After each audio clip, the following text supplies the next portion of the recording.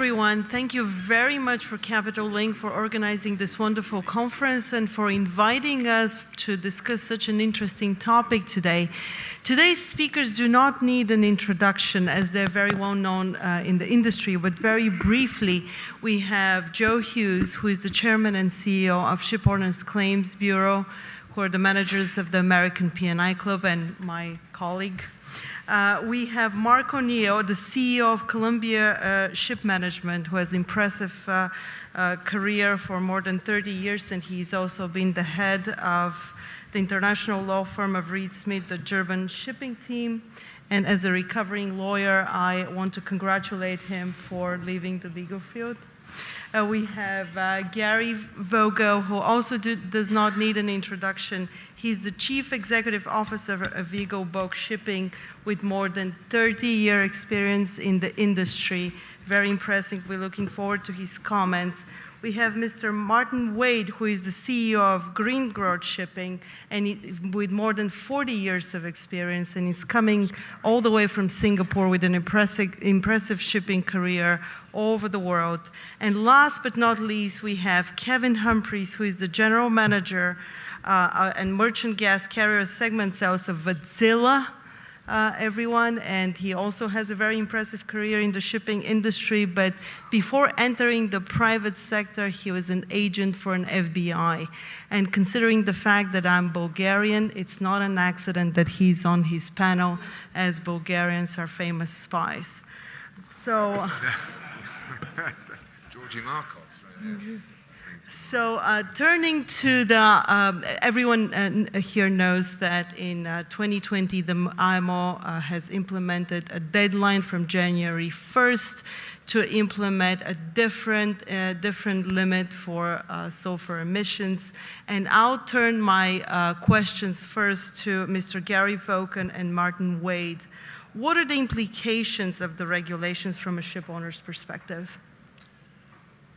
So I'll start. I mean, the basic implications are that as of January 1st, emissions need to be cut from 3.5% sulfur to 0.5. There's two ways to comply. One is burning a 0.5% sulfur fuel, a reduction from the 3.5, and the other is to install an exhaust gas scrubber, which takes the sulfur out of the exhaust gas. So those are really the two options to be compliant from a ship owner standpoint. And the other aspect I think I'd point out is that our view, whichever way you decide to go with this, and of course we think it's extremely important and beneficial for the environment. Sulfur emissions have significant health implications, but also a benefit for shipping is that higher fuel prices, and we do believe that the vast majority of ships, dry bulk ships, according to DNB, says about 8.5% of the fleet will be fitted at that time, will be burning low sulfur fuel, and more expensive fuel leads to slower steaming, which takes effective supply out of the market.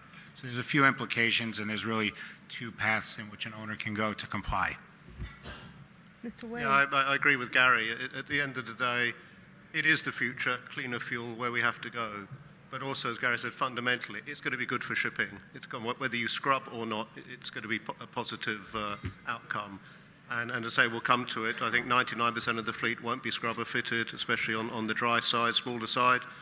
And everyone will be slow steaming. I think the figure is for every 1 knot slower, you take about 8% of the fleet out. So this is quite a game changer, what we're about to see. Very interesting. And again, Mr. Vogel and Mr. Wade, what steps have your companies respectively taken to comply with the implementation of the regulations? Yeah, so our company, we announced what we call a scrubber initiative about a little over a month ago now, where we've contracted to put scrubbers on a minimum of 19 ships and 18 options out of a fleet of 47. So that's 80% of our fleet that we intend, up to 80% that we intend to fit with scrubbers. You know, from a standpoint, compliance, of course, is absolute in our mind. There's no question about that. And then ultimately it came down to a decision how to do that. And early days, you know, we had a lot of concerns that we needed to effectively get comfortable with. One was the implementation date, that this was actually coming on January 1st. I think if we look towards, for instance, ballast water treatment regime, that had a few fits and starts along the way. We are very confident that January 1st implementation date is set in stone now. And also the availability for heavy fuel oil. Early days, there was question around that. If only, call it 99% of the fleet is now burning low sulfur fuel, are you going to be able to purchase heavy fuel? The uptake on scrubbers has been significant in certain parts of it, within dry bulk as an example. Again, using DNB as the reference, they were 35% of the Cape fleet by early 2020 will be fitted. While it's smaller, much smaller in ours, about 2% of the Supermax, Ultramax, because of that uptake, we're very confident that heavy fuel will be available for quite a long time. And in fact, Shell just last week came out with their offering of where it will be. So those were things that were important for us to get comfortable. And once we did that, we believe that the economics are extremely compelling, and as a public company and there to create shareholder value, we thought that moving early was an important aspect as well, to be ready for January 1st. Mr. Wade, what about? We conversely are not going that route. We have a slightly different fleet to Gary's. We have a mixture of handies and super ultramaxes. We also have basically all our fleet on the dry side is Japanese built, so has the ability to slow steam in a very economical fashion. So I think people have to look at their fleet composition. There are 350 active bunker ports in the world, and it's a matter of how many of them will actually have the HFO available, or will the majority have MGO, and where do you have to get it? So it is going to be interesting. As Gary says, there's a lot more people going that route. The fuel will be there, but the way we trade and on our particular segments, we just feel more comfortable slow steaming. We have the ships that can do it. And on the tanker side, again, the MR market, how we trade them, where we tramp them, we just felt that in a particular size and segment that the scrubber wasn't the route. And again, putting aside the fact that, I still don't really believe in open loop scrubbers pumping it into the sea. Long term, there has to be a better solution. And ships with scrubbers steaming at full speed, greenhouse gases, it'll be interesting to see how long the gap on the fuel lasts. But as I keep on saying, it's going to be great for shipping, irrespective. Thank you very much. Mr. Humphreys, what percentage of the global fleet will have scrubbers by 2020? Sure, that's a great question. I think that's on most people's mind. We have a couple different ways we model this. I think the DNV numbers from this morning are quite good. One of the best analysis I've seen. If you weren't there, they're estimating about 1,550 will be installed, 1,550 vessels installed by January 1st, 2020. We also look at it from the standpoint as an OEM of what is the industry capacity to install, the actual manpower and capacity in the yards. And prior to that DNV report, we were estimating 1,500. So they seem to be lining up.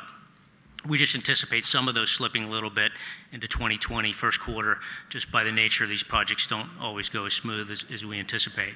So that's still a relatively low percentage of the overall global fleet, although a slightly higher percentage of global fuel consumption, because these tend to be the larger vessels getting the scrubbers.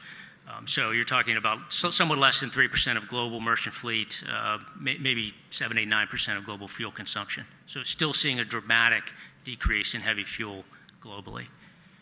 Thank you very much. What about by 2023? Yeah, so one of the other interests is what do owners think? I mean, that's the signal that orders in the out years are going to, what are they seeing on fuel prices in the Delta? We do see some order book running out through 2023, but in the several hundred vessels then. So the order book going out is relatively small. It seems most owners have wanted to take advantage of what the anticipated deltas will be on the fuel price come January 1st, 2020. And so most of these we're seeing are owners that have programs for scrubbers fit with regular dry dock schedules. So they're going to keep with their dry dock schedules and install at that time. Or new builds are making up those out-year order books. So we do anticipate a big drop in activity after second quarter 2020. Thank you. Mr. Hughes, what are the implications for the P&I clubs for the 2020 sulfur cap? Well, Boriana, can you hear me, by the way? It is working, isn't it? Yes, very good. One of the first questions I suspect that most owners will have of their P&I clubs is, am I covered in the event that I'm fined for some reason for having not used the correct fuel, or my scrubber's not working properly, and so on? And the short answer to that, rotters that we P&I clubs managers are, is no, you're not in general. P&I club cover within the group is, for fines and penalties, is relatively limited. It will apply to issues like smuggling, cargo fine, overlanding, short landing. It will apply to, obviously, oil pollution, probably in the best known context. But other than that, fines are only covered usually on the discretion of the board of directors. And that discretion generally in relation to an operational matter like a fine is relatively rarely dispensed in favour of the member usually. I mean, in an egregious case that went to the board where it was clear that a member had been particularly badly treated, or where the fine had been raised in circumstances that were quite unjust, then there would be a chance indeed that perhaps not the fine, but certainly the legal expenses incurred in relation to it might be covered. So that's the bad news. I mean, the good news, of course, is there are other implications that might arise in the context of using fuel, for example, that might be off-spec, or in circumstances, and I'm not a marine engineer, where scrubbers created a problem with the engines, and you might have a marine casualty arising from that, and that would obviously have implications so far as hull underwriters and liability underwriters, P&I clubs, were concerned. But the issue of fines per se in relation to the use of non-compliant fuel or faulty scrubbers is not something that would in the ordinary way fall within the scope of club cover, absent discretion being exercised by a board of directors in favour of the individual member. And do you see any implications where the clubs would get involved? Well, they might, if, as I mentioned earlier, if there were a major casualty that arose out of a breakdown of an engine, and which might lead to a grounding, which might lead to all kinds of liabilities arising for the ship owner. And of course, that would equally be an issue for hull underwriters. The fact that the cause of a loss of that kind arose from the use of off-spec oil would not in itself defeat such a claim, obviously. But the uncertainties that apply to the use of the new fuels might, and/or the efficiency of scrubbers and the effect they might have on engines that have been retrofitted, could create marine casualties capable of coverage by hull underwriters and their P&I clubs. In addition, there might be disputes arising between owners and charterers in regard to the specification of oil, fuel oil, that was the charterer's responsibility to supply, and those disputes could be subject to FD&D, Freight Demurrage and Defence coverage of the clubs, which is a legal expenses coverage that is commonly bought by the shipping community in parallel with their P&I entry. Indeed. Could I just comment from a manager's point of view? We manage 360 vessels and frequently asked by our clients, well, tell us what to do. And there was an interesting debate on scrubbers this morning, looking at it from a different aspect, and I've heard what my colleagues on the panel have said today. We advocate very much a wait-and-see approach, and unless you have a larger vessel on a long-term time charter that makes absolute economic sense that you will make the recovery of the capital outlay, there is simply too much, we believe, there is simply too much uncertainty. Prices of scrubbers will come down. They always do once the deadline is passed. We don't know what the fuel differentiation, the cost in the fuel differentiation will be. We don't know what certain countries' view will be, for instance, to open loop scrubbers. It may well be that they go down the line of China, which is mooting to have those types of scrubbers banned.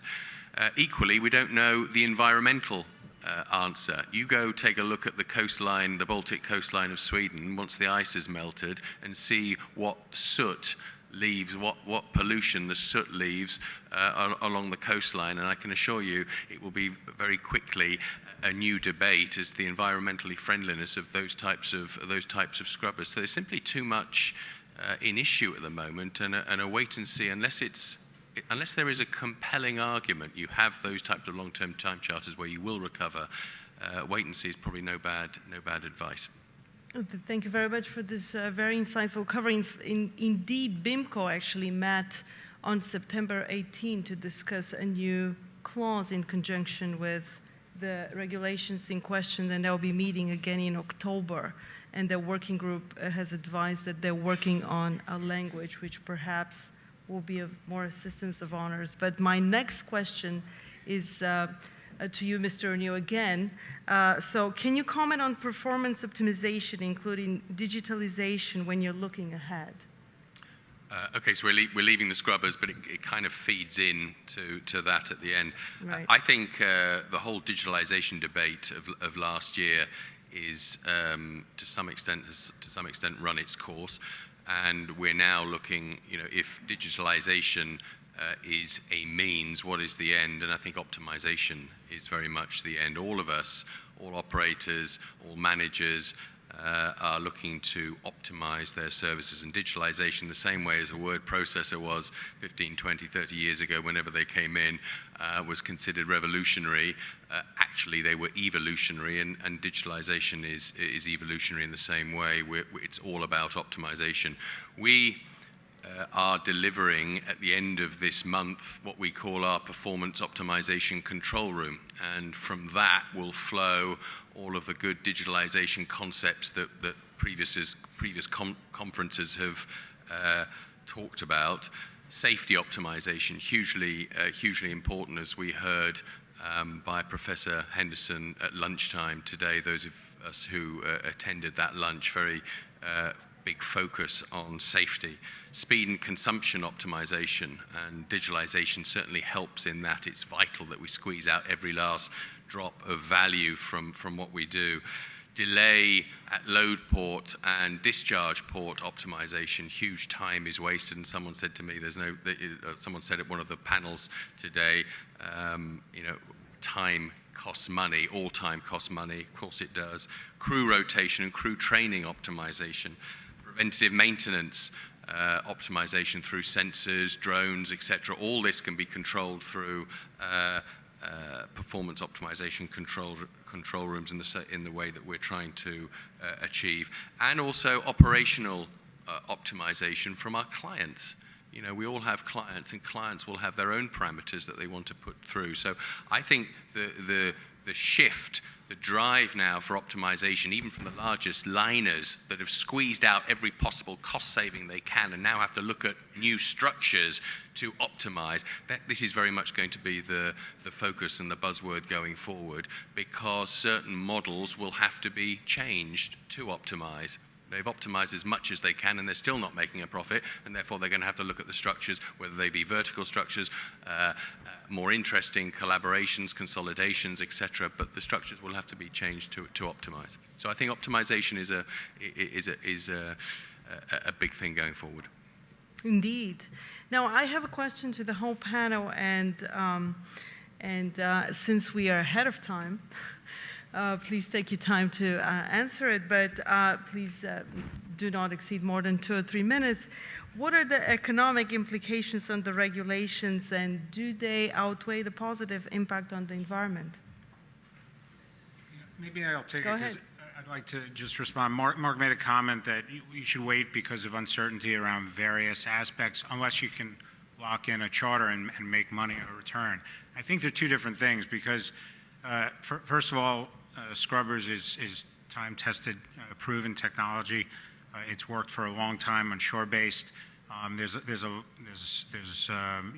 It takes advantage of the alkalinity in seawater, an open-loop scrubber and things like that. But when we talk about the fuel spread exists today, and the proxy for the 0.1 is about 200.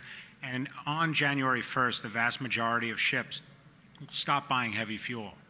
And supply and demand, as demand drops, the expectation is that fuel price will drop. Conversely, all these ships will be buying low sulfur fuel, 0.5 fuel. So the idea, our belief and the general is that spread will widen. And even today, you can go in and lock in spreads either through opportunistic charters who are looking to take advantage of scrubber-fitted ships, or also through derivatives on a spread trade. So you can capture that, but our view is that that will widen further than it is today. So I think there are other ways to do it other than just having a charter come to you and ahead of time and say, we'll pay you for this if you put it on a ship. So. Thank you.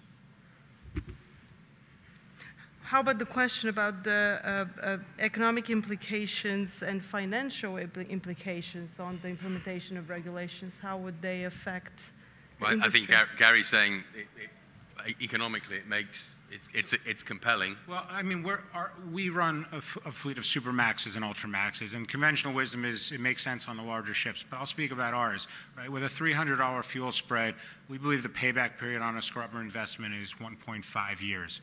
Conversely, if you look at it the other way in terms of, effectively reducing your break-even, that reduces it by about $4,000 per day, de-risking your cash break-even. Those are really compelling return metrics from an investment standpoint. And again, a lot of people feel that spread will even widen, which is another reason why we believe from an economic standpoint, being ready on January 1st is really important, because if you do wait, and I agree with you that you have much more visibility if you wait 1 or 2 years. That fuel spread likely will narrow over time, and so therefore the returns will as well. So that's why we went ahead when we did to ensure that our scrubbers are fitted prior to January 1st from an economic return standpoint. I mean, there are, as we all know, there are complicated algorithms to work out when is the payback, and 1.5 years is certainly probably at the earlier of the spread of time. We've seen with ballast water treatment, the technology concerned, the price of the technology concerned is dropping, not free falling, but dropping considerably. And we suspect the same will occur with scrubbers as more and more become approved, more and more methods become approved and are readily available. I think it's slightly academic now because it would be very, very difficult, even if you wanted to put scrubbers on to achieve the deadline. So you're over that anyway, but hopefully you're over that for the right reasons. You've done your analysis, and the wait and see is probably no bad thing. After 2020, there will be probably much more increased capacity to put scrubbers on board if it makes sense. But I'm also interested in the environmental argument. I mean, a lot of the listed companies are going down the hedging or the route that we have to, for shareholder value, put scrubbers on board. I would be interested to see just how this environmental story plays out, because it may just be that certain scrubbers, open loop, are not as environmentally friendly as they're initially thought to be, and there may then be a case of, well, do we have to change those scrubbers, or do we have to enhance their performance or change their configuration? So it's interesting. It's very fluid. The debate is very fluid, and I think being flexible is no bad thing either. And how would the regulations affect global fuel consumption? Mr. Humphries? Well, I think the numbers I mentioned earlier, I mean, we're going to see this very dramatic drop in heavy fuel demand come January 1st. I mean, whether it's 2.5% of global fleet or 3.5%, we're still going to see a very dramatic drop. So we're not really in the fuel distribution side of the world. We're in the environmental compliance side of the world.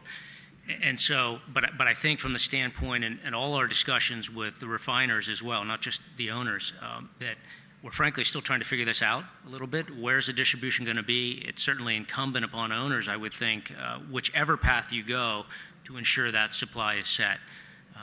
Heavy fuel, surely in larger ports you'll be okay, but when you look at your trading patterns, I think planning ahead, if you do have scrubbers, would be very incumbent upon the owners. Thank you very much. Can I comment? Actually, Yes, well, I mean, questions shipping economics is way beyond my pay grade personally. We insurance folk are mere hemp and homespuns by comparison with the people who actually are in the industry. But I suppose one of the concerns is that there might be, with this major change of fueling and other changes, obviously with the retrofitting of scrubbers and so on, that you might have problems with main engines going forward. I mean, people have spoken to me a bit about that being seen already to some extent, and that might have a knock-on effect on the incidence of major claims, for which obviously underwriters, both hull underwriters and P&I underwriters, will have to respond. We certainly don't hope that that's the case, because over the last several years, the results on the marine insurance markets, by and large, notwithstanding the rate have been coming down a great deal, the results overall in claims terms have been relatively favorable. That may be changing a bit, but I think the hope among the underwriting community is that this doesn't create problems in regard to major losses over the years ahead while that transition of fueling and so on is taking place. Thank you very much. So we have almost 5 minutes to spare, and I would like to open the floor to questions. Yes, please. Do we have a microphone? Hi, Nikos from Seabury Capital. I have 2 questions. One is, you've mentioned the wait-and-see strategy. There's different types of wait-and-see. There's the wait-and-see of doing all your homework in advance and waiting for some of the unknowns to clarify. And then there's the wait-and-see of literally doing nothing until it's too late. So I'd like to maybe get some clarification on where you stand on that. And the other is for the entire panel is maybe for Gary, that are moving into finance, or into the scrubbers. How do you plan on financing? Maybe is it through charters, through how it is, et cetera? Yeah, sorry.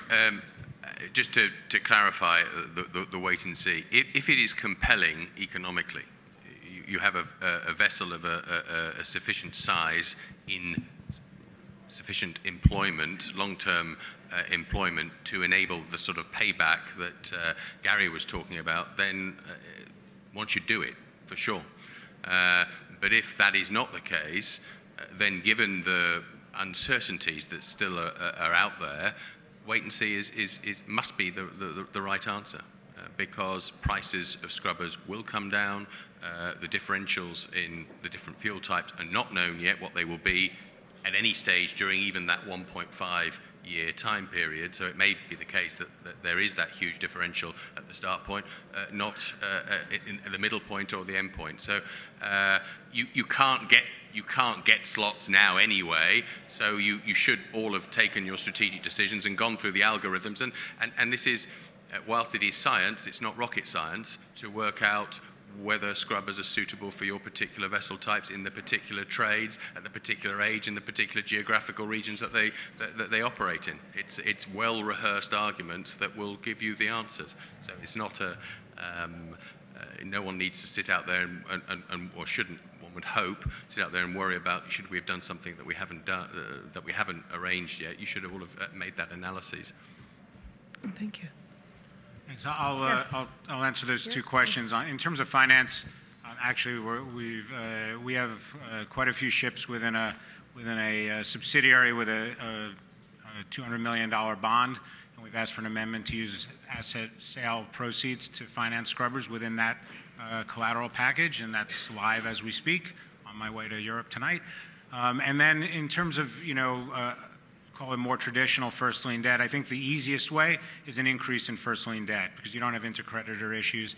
And I think at this point, the belief is at least that the value of the collateral will increase at least by the price of the scrubber. At least that's pretty much how most people lenders are viewing it that we're speaking to. So those are kind of the 2 areas that we've gone on, but nothing's been done yet. In terms of getting people to pay for it, we are, as I mentioned earlier, we operate our own ships, much like Martyn does. We're an owner-operator. And because of that, we try and operate, we mostly operate on voyage basis. We're paid a per-ton basis to carry cargo. And effectively, what I pay for fuel is my business, my problem sometimes. But in the case of a scrubber-fitted ship where we think fuel prices will be low, it's my advantage. And if I'm competing with 97 out of 100 ships are burning low sulfur fuel, that will be by far the dominant factor in pricing. And effectively, I need to be probably 5 cents cheaper in order to get the business. So we believe we will garner effectively 100% of that, because that fuel price is our cost as part of the prosecuting the voyage as an owner. Conversely, if you're a tonnage provider, then you're effectively saying, I have a ship and it has a scrubber. My ship is worth this much more than if it didn't have a scrubber, and now you're in a situation with willing buyer, willing seller. And ultimately, what percentage of that full value will you get? So our focus already is we prefer voyage business unless we get what what we would say a premium to voyage basis for time charter, and that will only become more demonstrative when we get into scrubber-fitted vessels. If I can add on the finance side, we don't finance ourselves through Wärtsilä. However, we have helped owners coordinate debt through Finnvera, the Finnish Import-Export Bank, or GAIK, the Norwegian Import-Export Bank, where our headquarters is and where our scrubber production is based out of. So thank you. We had one other question.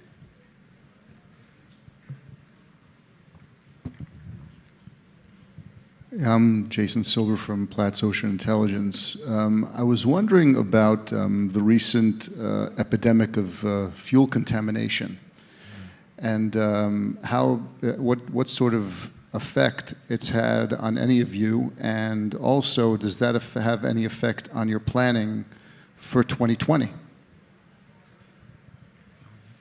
It's an interesting. It's obviously it hit the market coming out of Houston as well. This was tough, and people are trying to work out exactly what the issues are and what's happened. It surprised people. Going forward, there's been a lot of scare about will we be able to find suitable fuels, how can you blend them. We've been switching to low sulfur now for several years every time we hit an eco area with no issues at all for the engine. So it is out there, but from an owner, obviously we're not going the scrubber route. We're already discussing engine manufacturers. We use one bunker supplier exclusively. We're sitting them with them next year and making damn sure that we are in a position to try and take that chance out. But there obviously is an element, certain parts of the world, you don't quite know what blended fuel you're going to get. And if you have to segregate in tanks, it could be a nightmare. We, as a young lawyer years ago, I sort of cut my cloth on bunker disputes, and in those days it was specification, and the bunkers either conformed to a particular specification or they didn't. Then I think we had the first fitness for purpose case where there was an ignition quality issue with the fuel that just didn't show up on any of the tests, but caused a massive engine failure mid-Atlantic, which was a terrifying ordeal for all those on board. Now, the situation hasn't changed. We go from one epidemic of poor quality fuel to the next one. I think the answer is certainly internally within Columbia. We are looking at the test parameters that we currently employ or require from the laboratories to try to identify these trace elements which go under the radar in normal fuel bunker quality analysis. And I think that is to a certain extent necessary, because you will just not pick up some of these trace elements that can cause catastrophic main engine failure. Ignition quality being one of them. You have to look at a number of indicators that are outside the normal parameters. So I think this is a really interesting area, but I think the latest number of incidents has reignited the debate, and I think it's probably necessary to widen the parameters, the test parameters. Yeah, I fully agree, and I think fuel management has come to the forefront as an important aspect in terms of how you process in each company, how you go about it, and also fuel testing, because the basic tests don't turn these things up. But that's true whether you're going to be burning heavy fuel or new low sulfur, and all the problems that have been happening have been on the heavy fuel. So more focus on it is absolutely imperative, and there's a number of groups within the industry already getting together as owners trying to figure out how best to address this, because it's a universal issue we all have to deal with. And here from marine underwriters, of course, who will deal with any casualties that result from these big breakdowns caused by the kinds of contaminated fuel. I was always shocked by what you actually find when you do the trace element analysis, what you actually find in the bunkers, and it is really the case that a lot of chemicals that would cost a fortune to dispose of environmentally are mixed with these bunkers and burnt in engines which, in low quantities can take them. But it does take place, of course it does. Thank you very much, and of course it will depend on the terms of the charter party as to who is responsible for supply of bunkers. Thank you very much for the excellent comments. Thank you for being a great audience, and we are almost on time with only 2 minutes overdue. Thanks. Well done.